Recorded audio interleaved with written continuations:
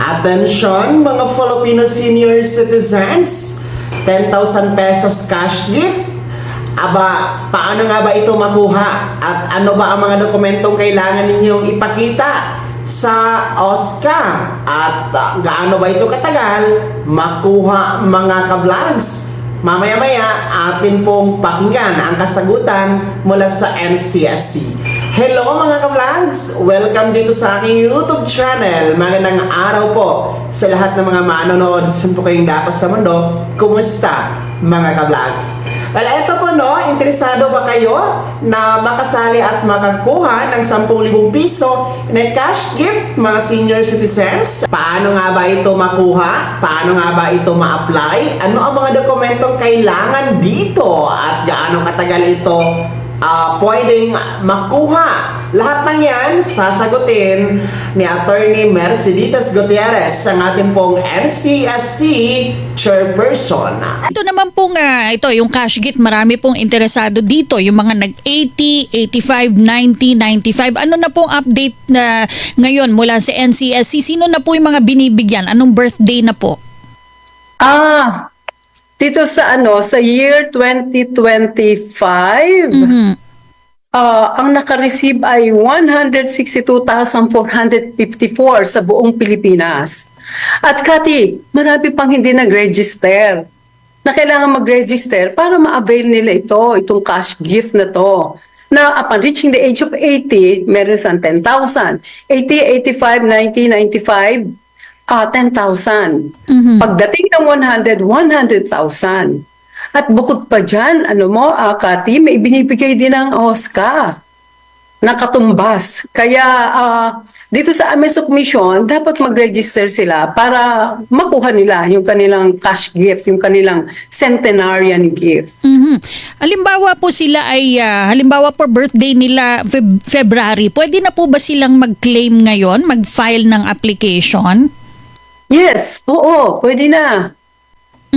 Ano po yung mga kinakailangan nilang? Mas gusto namin ngayon, mas gusto namin na beforehand, ma-process na. At sabi ko dito sa aming mga tao dito sa commission na as much as possible na ibigay natin sa kanila yan as birthday gift. Ma-process natin even before, during the time na birthday nila para may surprise naman kami sa kanila. O, kahit paano may may panghanda po, ano po? Oo, may pampansit. Oho. Okay, ano-ano po yung sabi niyo po yung iba hindi pa nag-a-apply. So ano-ano po ba yung mga kinakailangan nilang ihanda bago sila mag-apply? Okay. Mag-register lang sila dito sa website ng commission at may mga tanong doon na sasagutin lang nila.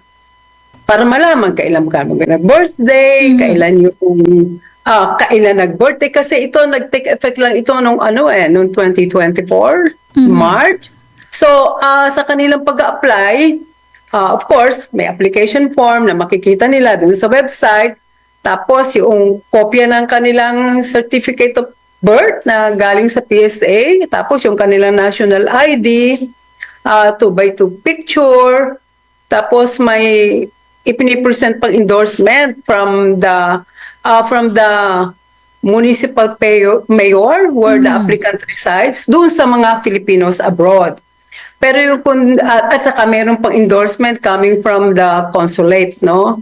Pero kung dito kumukuha din ng validation yan sa sa OSCA. Okay, so sagutin lang yung mga tanong doon at mag-present itong mga kailangan na to.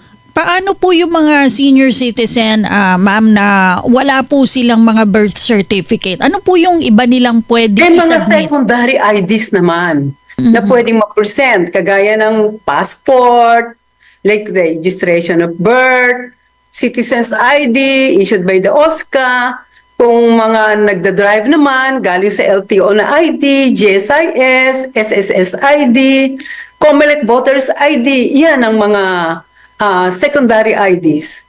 At yan po mga ka-vlogs, no, inyo pong napakinggan si Attorney Merceditas Gutierrez. Napakalinaw naman po ng paliwanag regarding po dito sa ating expanded Centenarian Act cash gift na 10,000 piso. So ang batayan dito, ang edad dapat nasa insakto na 80, 85, 90, and 95 years old, no? 80, 85, 90, at 95 anyos. Paalala, hindi ito retroactive. So talagang exact talaga na edad na yan ang kwalipikado maka-apply dito sa 10,000 piso na cash gift.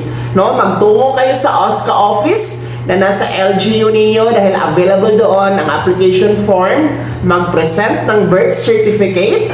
Kung wala pong birth certificate, pwede po ang mga primary ID, gaya po ng national ID, postal ID, driver's license, SSS ID, UMID, PRC license, senior citizen ID na mula sa OSCA at iba pa. Okay? So, madali lang naman ang pag-apply, no? And kung kompleto lang talaga ang inyong requirements. Yung kaligtaan ang isang whole body picture, mga ka-blacks. So, paalala din po, pwede kayong mag-advance ng application, no, 6 months before your birthday. Nang sa ganon, maaga pong maproseso ang inyong aplikasyon at talagang sa mismong araw ng birthday ninyo, matatanggap nyo ang 10,000 piso na cash gift bigay ng gobyerno sa pamamagitan po o nasa ilalim po ng NCSC. Kaya naman po, ano po yung komento, attraction sa balitang ito, ibahagi niyo po sa comment section na nasa baba, pakilakip ng buong pangalan at kung taga saan kayo. Kung bago ka pa lang sa aking channel o di ka pa nakasubscribe, i-click niyo muna natin subscribe button na nasa baba. Huwag kalimutan na pindutin ang notification bell, ilagay sa all para una ka sa mga balitang i-upload ko. Maraming salamat po, God bless. Mag-ingat mga ka-vlogs!